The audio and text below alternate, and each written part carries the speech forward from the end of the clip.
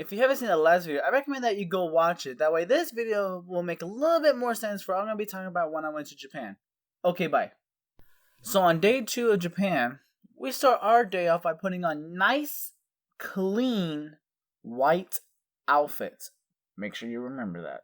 And we wait in the hotel lobby for about 3 hours straight. After waiting forever, the group and I went for a walk at a place called Inokashira Park, which was very nice.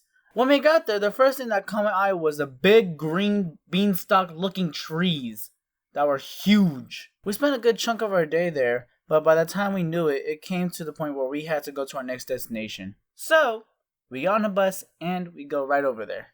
We arrive at our next destination, which is a nice middle school, so that way we can have an idea of what it's like to be a student in Japan.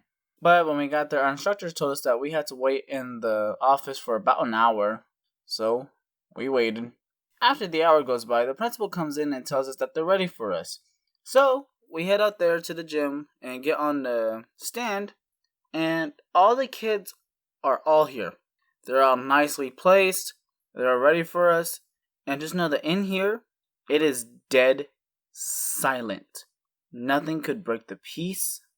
You can hear the slightest noise if something were to happen. So that's why I decided to stay quiet and keep the peace happening. During our ceremony of us arriving, and after almost shitting my pants of dropping my phone and having fear go over me, it was time that we went to our groups, and we split into groups of 4, and we go to designated classrooms. And a lot of cool stuff happened in the rooms. Like, we had lunch, we did calligraphy, we did a little bit of origami, and me and this one kid had a beatbox battle, but we called it a draw, because we're good friends like that. I forgot who he was, don't tell him. But this one kid came up to me after the battle, and he decided to put his pinky up at me. And when I saw that, many things were going through my head. Did he just flip me off? Oh wait, no, that's not how that works. Well, it can't mean nothing bad. He has a huge smile on his face. Maybe he's trying to make me look dumb. But he also came from a table of girls, so maybe they're trying to make me look dumb. Well, the only way I'm going to know is if I ask. So after not knowing what he was trying to ask me, I kind of just shrugged my shoulders and with a smile. Then he went back to his table. So I followed him to his table and asked one of the girls what the pinky means. And the response that they gave me shook me. Hey, do you know what this means? Oh, he doesn't see if you have a girlfriend. Whoa. First off, how are you going to come at me with better English than me? And second, no, I don't really have a girlfriend. And all the girls in the room gasped with excitement. And I'm not an attractive person, but man, did that give me a crap ton of confidence. So at this point, it's time for sports. And I decided to go play badminton, even though I never knew how to play badminton.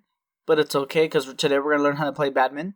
And me and my partner, are playing.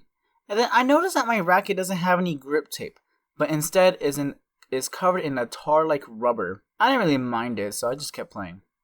10 minutes go by, and my fingers is starting to feel a little weird. Kind of hurting a little bit. It'll be fine. 5 minutes go by. I notice that my skin is moving around like it's no longer part of my finger. So I decided to pause the game, and I decided to dispose of my skin to get rid of that filthy piece of flesh that is no longer part of my finger. And when I took it off, it peeled off like it was a sticker, and my finger was hurting and it started to bleed. Then I asked my partner to come and help me and get a band-aid. And he wanted to see what I needed a band-aid for, because I guess he didn't think I was a big boy. And when he came over, the reaction on his face was like watching a woman give birth. Like, this guy was horrified. After staring at my finger for a good couple of seconds, he went to go get a band-aid and rushed to go get an adult for some reason when I just asked for a band-aid. Like, all I need is a band-aid to cover up my finger. I guess the gym teacher came over and said, "What's the matter?" He looked at my finger. He says, "Oh yeah, we're going to have to get you a band-aid." I'm like, well, yeah, that's what I was asking for in the first place. So they got me a band-aid and I continued playing.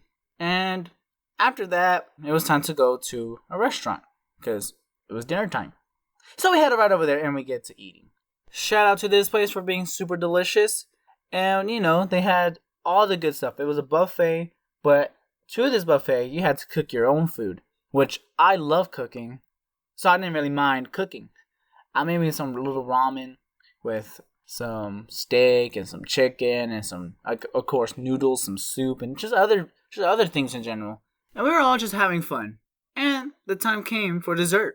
So I got me some lollipops, some cotton candy, some chocolate ice cream, some chocolate cake, because I love chocolate. I thought my shoe was untied, so I looked down to go tie my shoe, and when I looked down, a wave of fear hit me. And you may be wondering, why is he scared? And remember when I said that we were wearing nice, white, clean outfits today that are made for special occasions for the near future, in which I only had one shirt? Yeah, I had some big ass chocolate stains and tar blackening on my shirt, meaning my shirt was dirty as hell. So, with my panicking self, I went to go get some soap and some water and start kind of dabbing at my shirt, trying to soak it up, and then after a while, scrubbing at it. 10 minutes go by, and that doesn't work. So after a couple more attempts, I just flat out gave up. Well, I'm gonna have to deal with it. And then we left to go straight to our hotel, and with disappointment all over me, I went to bed. It's at the end of the video. And I just want to say thank you for watching. Leave a like, subscribe, and like I always say, stay in the shadows.